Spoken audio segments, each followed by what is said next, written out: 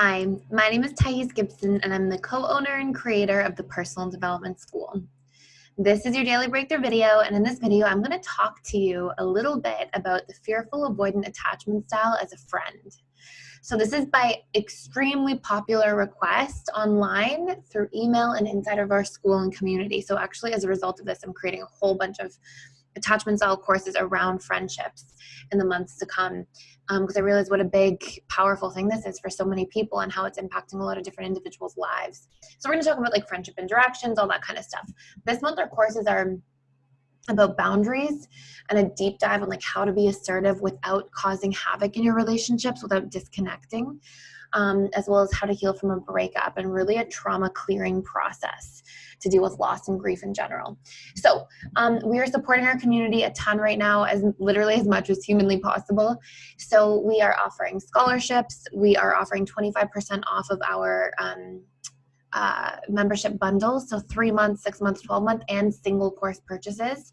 So if you want connection, you want to be a part of our community, we have 2 now. Actually, we added a 3rd one, so we're doing 3 live webinars every single week with myself, where I answer like questions and where I answer questions and answers, where I answer questions, and we have a forum and a members lounge where we touch base. We have mastermind groups, breakout sessions, all these really amazing things. And we are continuously growing and expanding the inside platform of the school. We're right now developing a resource library with extra speakers coming in, all kinds of like, such exciting stuff to come. And I'm just so excited about in general. But yeah, so let's talk about the fearful avoidant. And by the way, the coupon code is with you, all one word, no spaces, and you just punch it in at checkout and it gives you 25% off for those bundles, those 3 months, 6 months, 12 months. So let's talk about the fearful avoidant. So a fearful avoidant friend, the reason I'm starting with the fearful avoidant is that I notice that people struggle the most having fearful avoidant friends. And also fearful avoidant friends tend to kind of cause like the most struggle and challenge I find in their relationship dynamics with their other friends.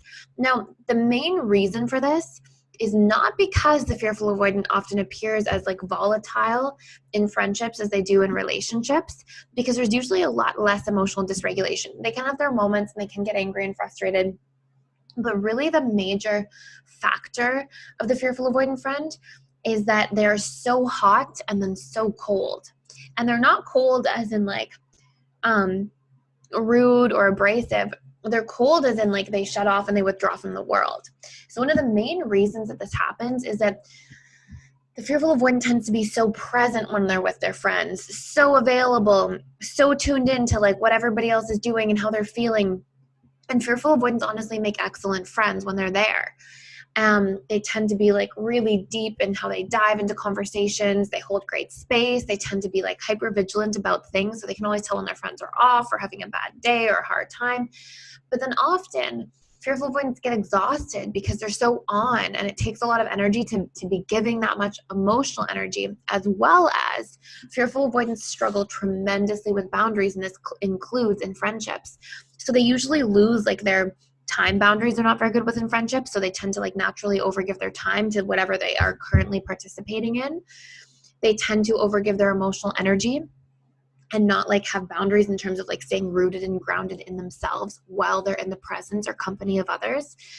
And they also tend to take on so many people's emotions around them, like not really know where their emotions end and somebody else's begins. And they often feel responsible for their friends' feelings, for people's feelings around them. And so they kind of violate their own time boundaries, emotional boundaries, sometimes even thought boundaries. And as a result of this, they are constantly trying to like withdraw in their spare time to try to restabilize and equilibrate. And it's normally something happening at a subconscious level. They're not like, oh my gosh, I'm exhausted, I need to withdraw. They just like start withdrawing and almost like wilting a little bit when they're out of balance that way. And then they'll go missing a lot in their friendships. They'll move away for long periods of time from communication, from talking on the phone, whatever it might be. And what I often see as a result of this is people are like, what happened to my friend that was so present and available? Like, I thought this person cared so much. And they often feel rejected. And then the other attachment styles who are friends of the fearful avoidant quite often like give them a hard time, and the fearful avoidant feels guilty and they avoid feeling that guilt. They don't like feeling that guilt.